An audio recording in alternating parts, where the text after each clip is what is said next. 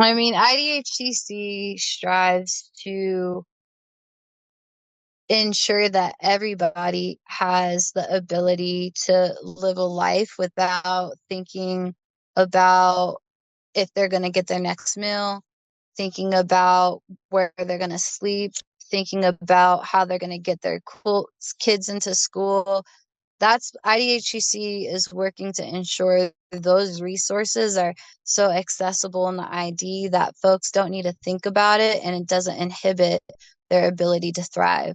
Now, specifically, some concrete wins would be a full service grocery store or co-op opening in the international district. And I say co-op because the ID has had a low retention rate in terms of full service grocery stores or even things like pharmaceuticals.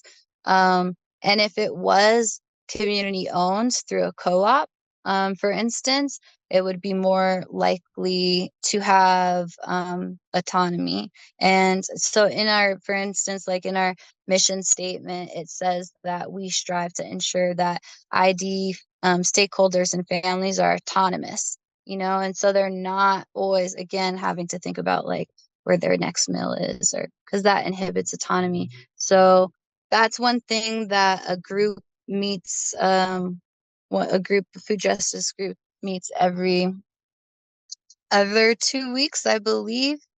And they've already scoped out some properties. And yeah, are looking, and the ID gap analysis too highlights some vulnerable populations in the ID, specifically like seniors. So blocks with high senior rates. And we've identified some areas that need full service grocery stores the most. And I say full service because the ID has a lot of bakeries. We have a lot of butchers and different convenience stores that accept WIC. But full service grocery stores where you could get all of that in one area is pretty crucial.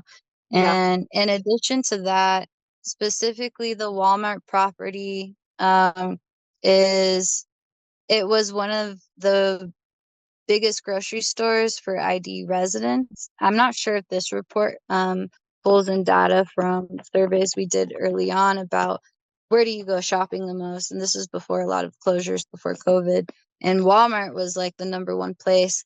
Now Walmart wants to have a non-compete clause within contract of whoever buys that property.